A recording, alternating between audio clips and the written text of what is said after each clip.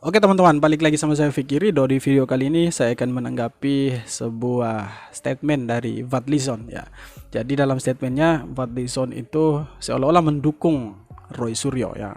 Jadi si Fadlizon mengatakan bahwa hukum sesuai selera. Nah, jadi statement dari Fadlizon ini bukan tanpa alasan teman-teman ya.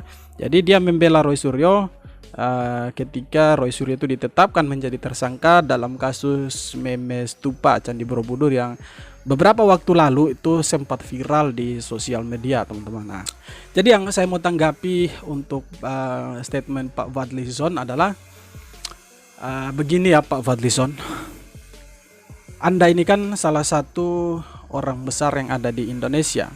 Pak Fadlizon ini salah satu anak bangsa yang mempunyai kecerdasan ya, tingkatannya itu di atas rata-rata ya.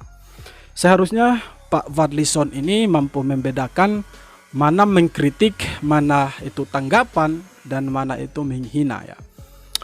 Kalau Pak Fadlizon mengatakan bahwa hukum di negara ini sesuai selera, maka saya mau katakan bahwa apa yang ditetapkan oleh kepolisian menurut saya itu sudah melalui tahapan-tahapan yang cukup panjang ya. Bukti-buktinya sudah cukup, kemudian baru bisa ditetapkan tersangka seseorang itu ya. Mana mungkin bisa ditetapkan sebagai tersangka seseorang itu kalau buktinya tidak cukup gitu teman-teman ya. Karena saya yakin bahwa kepolisian menetapkan Pak Roy Suryo menjadi tersangka itu karena punya bukti yang kuat ya. Tidak mungkin tanpa bukti polisi kemudian menetapkan Pak Roy Suryo itu menjadi tersangka ya. Jadi menurut saya apa yang disampaikan oleh Pak Fadlizon itu keliru ya. Karena Pak Fadlizon ini setahu saya adalah anggota DPR yang cukup berpengaruh ya. Cukup terkenal juga, cukup mempunyai nama di Republik ini ya. Seharusnya Pak Fadlizon itu mampu membedakan mana itu kritikan, tanggapan, dan juga penghinaan. Nah, yang dilakukan oleh Pak Roy Suryo itu merupakan salah satu penghinaan terhadap Presiden Jokowi ya. Jelas-jelas dia memposting ulang ya foto stupa yang wajahnya diedit mirip dengan Presiden Jokowi. Walaupun bukan Pak Roy Suryo yang mengedit foto tersebut, tapi Pak Roy Suryo memposting ulang dengan kata-kata sindiran yang tujuannya adalah ke pemerintahan. Yang tujuannya adalah untuk menyindir Presiden Jokowi. Kemudian di situ ada stupa yang wajahnya diedit menyerupai wajah Presiden Jokowi. Mana mungkin itu adalah satu kritikan? Mana mungkin itu adalah satu tanggapan?